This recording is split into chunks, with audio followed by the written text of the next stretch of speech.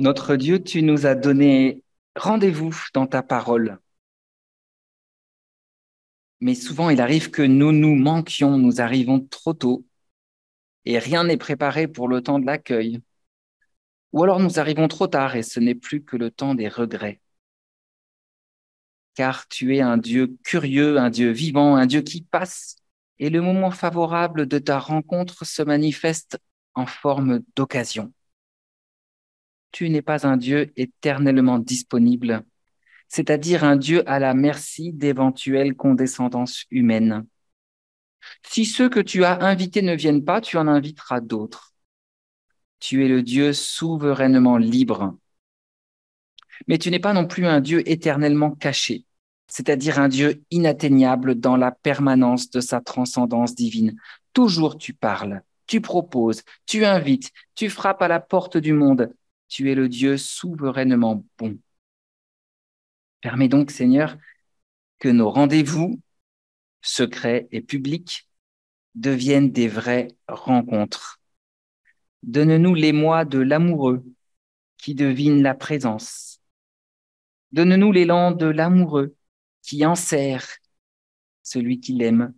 Donne-nous la mémoire de l'amoureux qui retient dans son cœur tout ce qui a eu lieu et qui en magnifie la grâce et la gloire.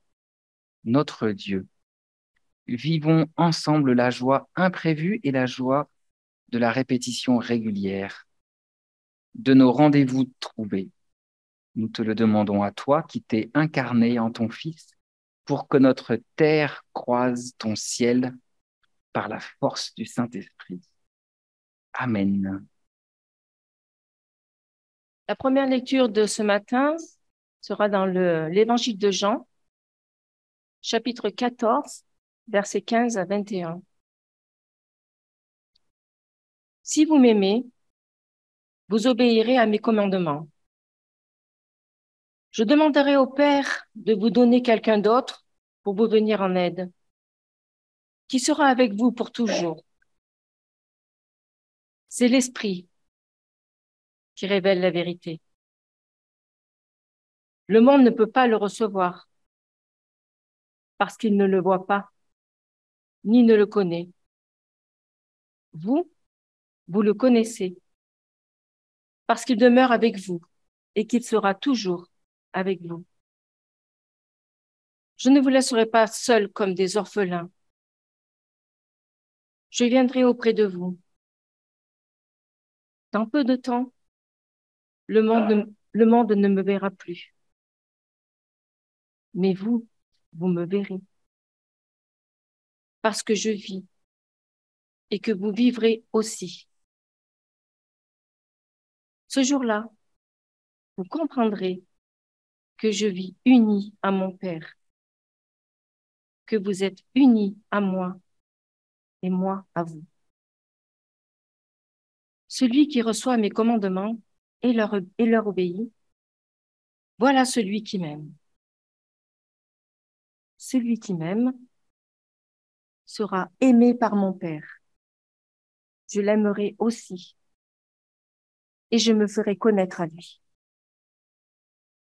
La seconde lecture sera dans la lettre de Pierre, 1 Pierre, chapitre 3, versets 15 à 18.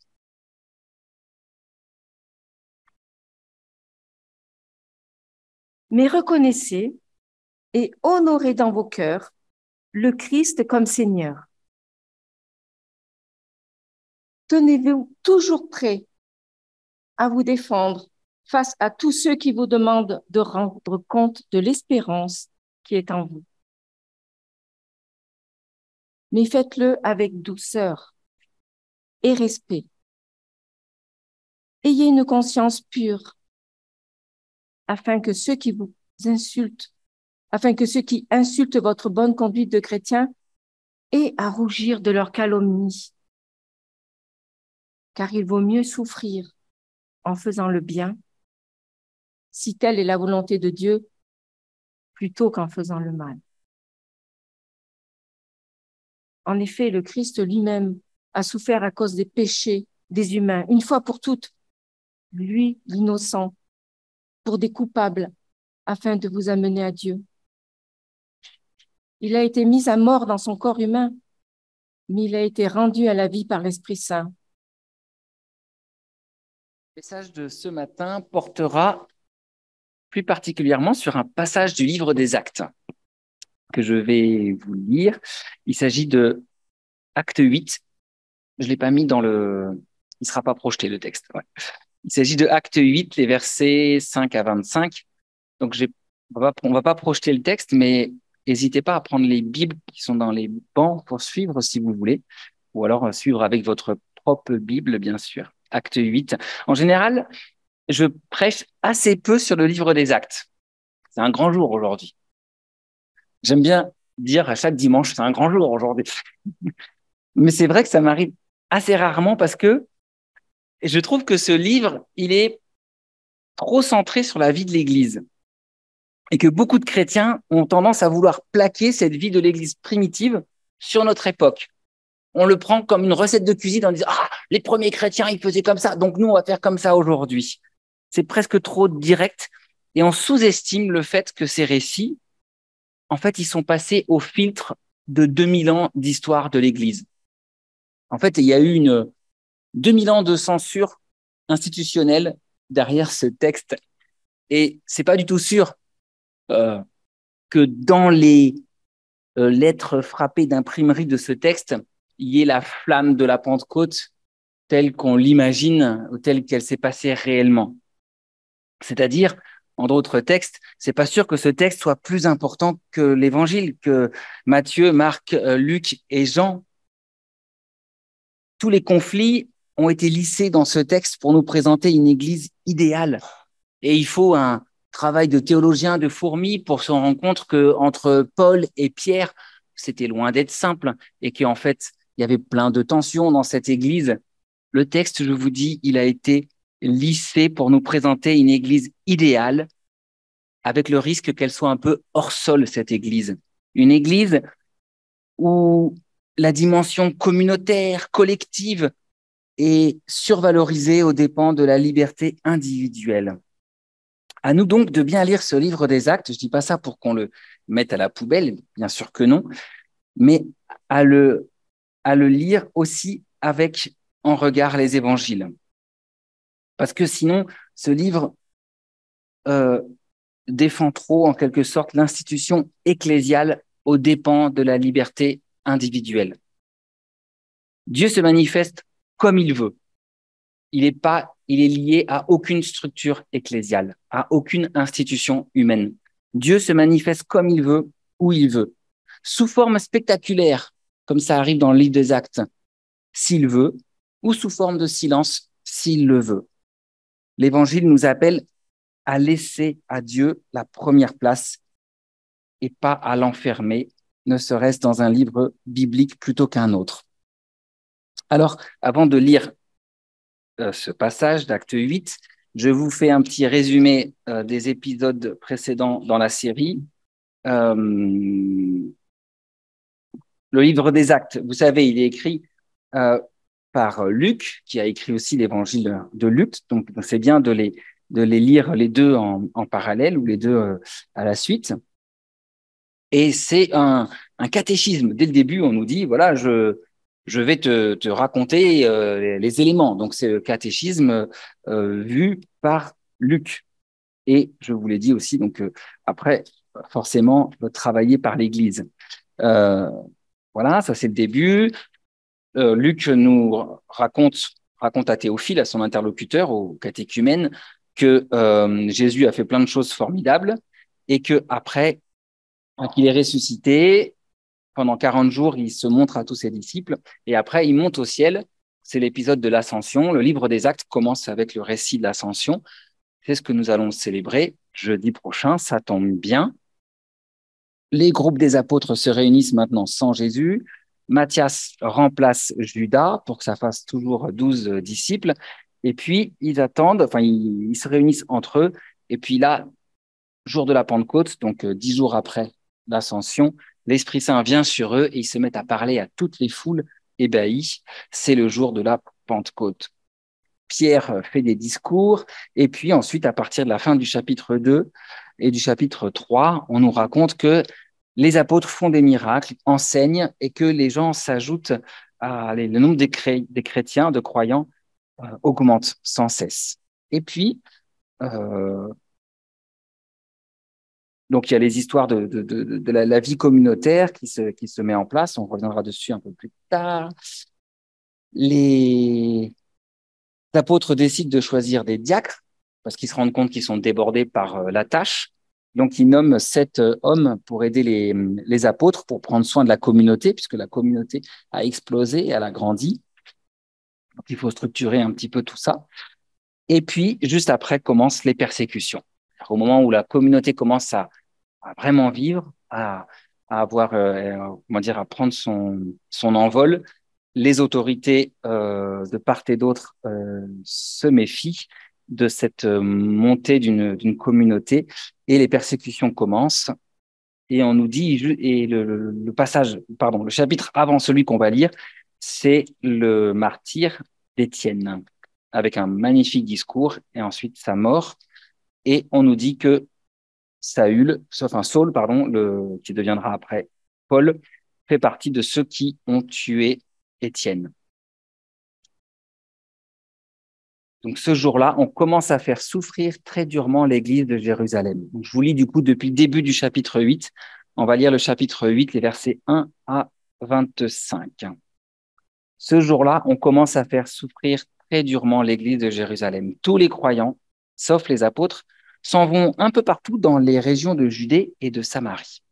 Des gens fidèles à Dieu enterrent Étienne et ils pleurent beaucoup sur lui. Mais il y a Saul. Il veut détruire l'Église. Il va dans toutes les maisons, il fait sortir les croyants et les hommes et les femmes, et il les jette en prison. Les croyants qui sont partis de tous les côtés vont d'un endroit à l'autre en annonçant la bonne nouvelle. Philippe, donc c'est l'un des diacres, va dans une ville de Samarie, et là, il annonce le Messie. D'un commun accord, les habitants viennent en foule, et ils écoutent avec attention ce qu'il dit. En effet, ils entendent parler de choses extraordinaires qu'il fait et ils les voient.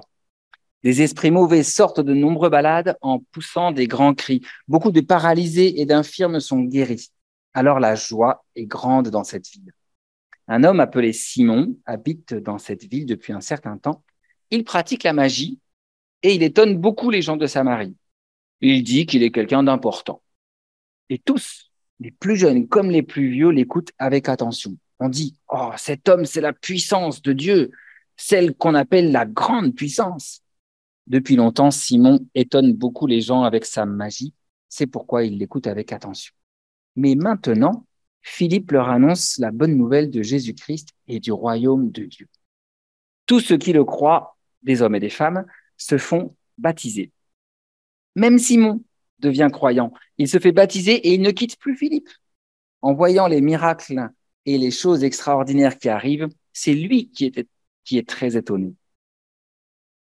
À Jérusalem, les apôtres apprennent que les gens de Samarie ont reçu la parole de Dieu. Alors ils envoient Pierre et Jean. Quand les 2 apôtres arrivent en Samarie, ils prient pour que les croyants reçoivent l'Esprit Saint. En effet, l'Esprit Saint n'est encore descendu sur personne parmi eux. Ils ont seulement été baptisés au nom du Seigneur Jésus. Alors, Pierre et Jean posent les mains sur leur tête et ils reçoivent l'Esprit Saint. Simon voit que les croyants reçoivent l'Esprit Saint quand les apôtres posent les mains sur leur tête. C'est pourquoi il offre de l'argent à Pierre et Jean en leur disant « Donnez-moi ce pouvoir à moi aussi. De cette façon, quand je poserai les mains sur la tête de quelqu'un, cette personne recevra l'Esprit Saint. » Mais Pierre lui répond « Que ton argent soit détruit, et toi aussi. Tu as cru que tu pouvais acheter avec de l'argent ce que Dieu donne gratuitement? Ce qui se passe ici n'est pas pour toi. Tu n'as pas le droit d'y participer. En effet, pour Dieu, ton intention est mauvaise. Ce que tu as fait est mal. Reconnais cela et prie le Seigneur. Il va peut-être pardonner ces mauvaises pensées. Oui, je le vois, tu es rempli d'envie et tu es prisonnier du péché. » Simon répond à Pierre et à Jean, « Priez vous-même le Seigneur pour moi, alors rien de ce que vous avez dit ne pourra m'arriver. » Les deux apôtres rendent témoignage en annonçant la parole du Seigneur, puis ils retournent à Jérusalem.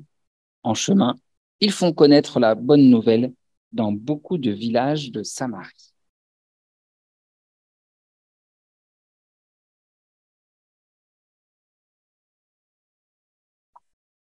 Je vous propose de regarder un peu plus précisément ce texte à partir du verset 4.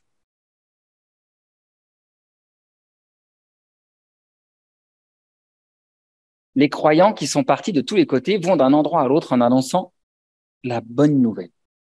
Ce qui ressort au début de ce texte, c'est un peu la spontanéité de l'évangélisation. C'est pas les prêtres, les pasteurs, les missionnaires, c'est les croyants, tout le monde. Et ils vont dans toutes les directions. Première chose importante que nous dit ce texte. Ensuite, verset 6, d'un commun accord, les habitants viennent en foule et ils écoutent avec attention ce qu'il dit. Alors, moi, quand je lis ça, il y a un petit signal, attention, qui s'éclaire, qui s'allume. D'un commun accord, les habitants viennent en foule. D'un commun accord. Ça veut dire qu'ils étaient tous d'accord? Il n'y en a pas un qui a douté? Il n'y en a pas un qui était méfiant? Il n'y en a pas un qui était occupé à autre chose? En fait, on voit ici, typiquement, que le texte a été lissé et qu'il y a une espèce de collégialité, de communion de gens qui n'ont jamais entendu parler de Jésus et qui, tout d'un coup, deviennent des fidèles brebis du troupeau. Où sont les Thomas? Où sont tous les personnages des évangiles qui rencontrent Jésus, où la parole résiste, les échanges singuliers que Jésus a eus dans ces rencontres? On a l'impression que là, c'est une foule, c'est un troupeau. Il n'y a plus d'individus, c'est presque triste. Il n'y a pas de résistance à la parole. On a l'impression qu'il suffirait de se mettre dans le troupeau et que c'est réglé. Le texte continue, verset 7. Les guérisons sont spectaculaires. Donc les croyants, ils vont quelque part. Automatiquement, les gens viennent. Automatiquement, il y a plein de guérisons. Là aussi, il faut lire ce texte avec beaucoup de pincettes. Dans l'évangile, on voit bien que des fois, eh bien, les guérisons, ça marche pas. On voit bien que des fois, Jésus refuse de faire des guérisons parce qu'il sait que la foule, elle a soif de guérisons spectaculaires, mais que la foi, ça ne passe pas d'abord par ça. La manifestation du côté extraordinaire, c'est quelque part, c'est pour nous secouer. Mais c'est pas là que se passe l'acte de foi. L'acte de foi, il est dans la rencontre personnelle, singulière, que chacun fait avec Jésus. Et Jésus, quand il fait un miracle, il y a toujours des paroles à côté. C'est jamais un miracle en l'air. Il y a toujours une rencontre personnelle. Il y a toujours une parole qui édifie. Dieu redonne de la liberté aux mains des personnes qui étaient prisonniers et qui sont libérés. Et cette liberté, il la donne par des paroles. Là, on ne sait pas ce qui se dit. On ne sait pas ce qu'ont dit les croyants aux gens qui ont été guéris. Ensuite, verset 8, la joie est grande dans toute la ville. Alors, la joie est grande dans toute cette ville. Alors, je vous ai invité à être un peu sceptique dans les versets précédents, mais ça n'empêche pas de voir que là, on touche à quelque chose d'essentiel, qu'en fait, la finalité de toutes ces manifestations impressionnantes, peut-être un peu exagérées, c'est bien la joie. Et là, je trouve que là, il ne faut pas bouder son plaisir, que les actes des apôtres nous disent que la finalité de l'évangile, c'est la joie et la joie de tout le monde. Bah ça correspond parfaitement avec le message de Jésus. La joie. C'est bien pour la joie que nous nous réunissons dimanche après dimanche. C'est bien la joie que nous voulons annoncer à nos contemporains, à ceux qui nous entourent. Là, il y a quelque chose d'essentiel et en fait, c'est une ligne qui traverse tout le livre des Actes. Dès le début, le livre des Actes est marqué par ces deux mots, joie et simplicité. Voir au chapitre 2, le verset 46, chaque jour, d'un seul cœur, Ils se réunissaient fidèlement dans le temple, ils partageaient le pain dans les maisons, ils mangent avec joie et avec un cœur simple. Donc, ce verset, on a considéré qu'il était fondamental pour définir ce que c'était que l'Église. L'Église, c'est des croyants qui se mettent à l'écoute de la parole en se rassemblant dans le temple. C'est des croyants qui vivent le temps de la Sainte Seine, ils partagent le pain dans les maisons, et c'est des croyants qui ont une vie communautaire marquée par la joie et la simplicité. Ils mangent avec joie et avec un cœur simple. En fait, c'est là où on voit que c'est un texte, le livre des Actes, très institutionnel, qui institue l'Église.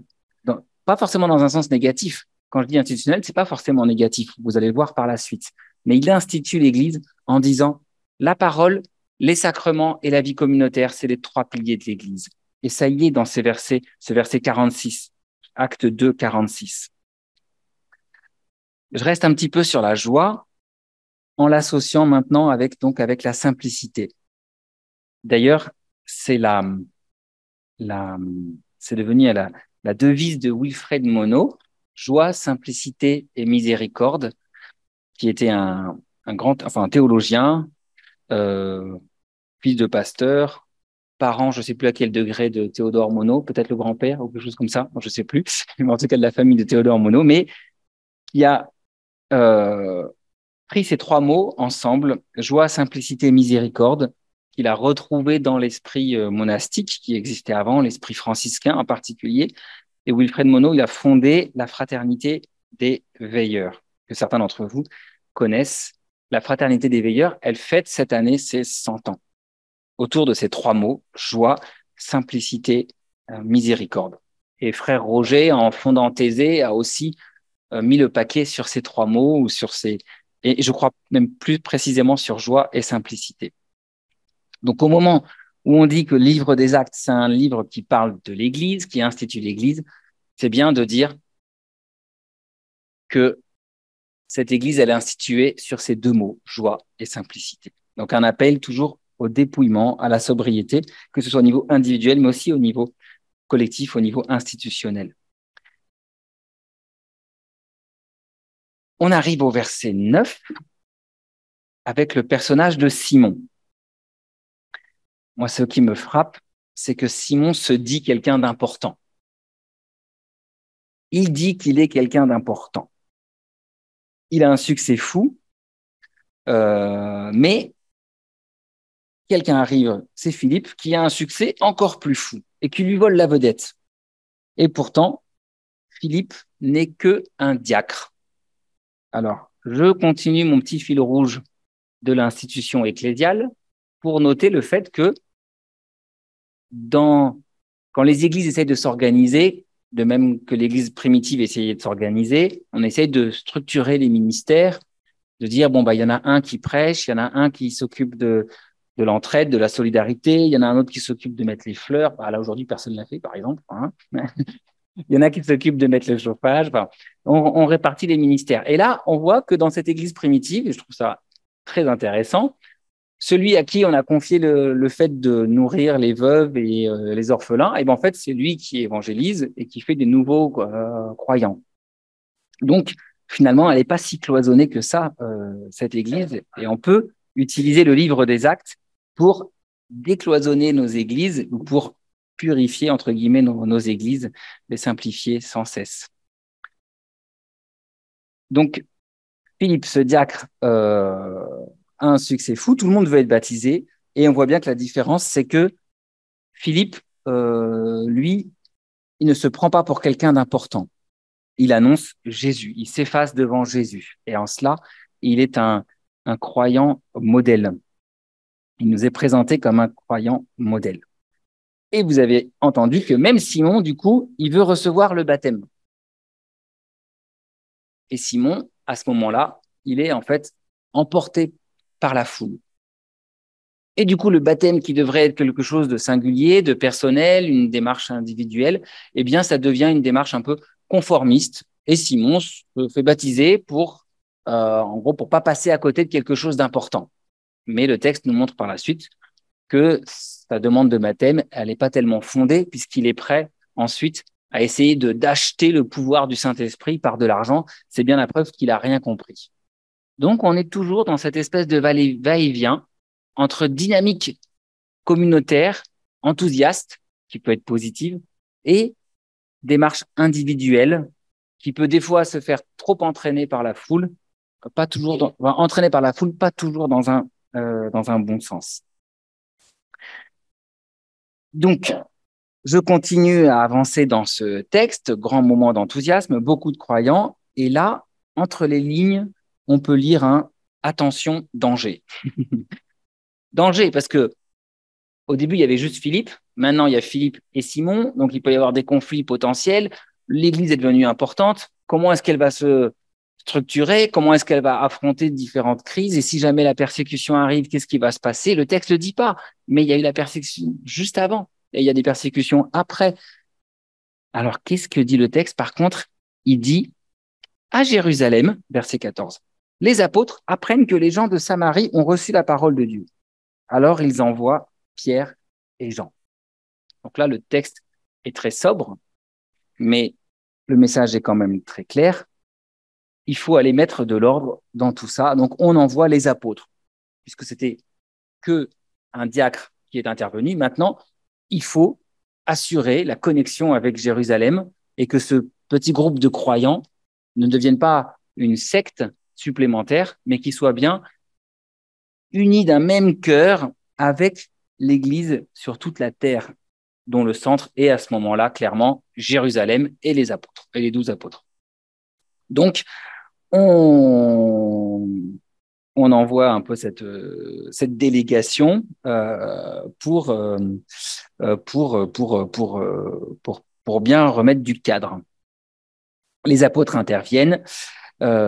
C'est pour cela que je vous disais que le livre des Actes est vraiment particulier dans le sens où il contribue à définir l'Église et en particulier son fonctionnement institutionnel, à tel point que cette histoire d'apôtres qui viennent authentifier les conversions faites par Philippe, ce texte-là, il est clairement utilisé par l'Église catholique pour dire, quand il y a une confirmation, on est dans l'époque des confirmations, baptême, confirmation, Pentecôte, etc.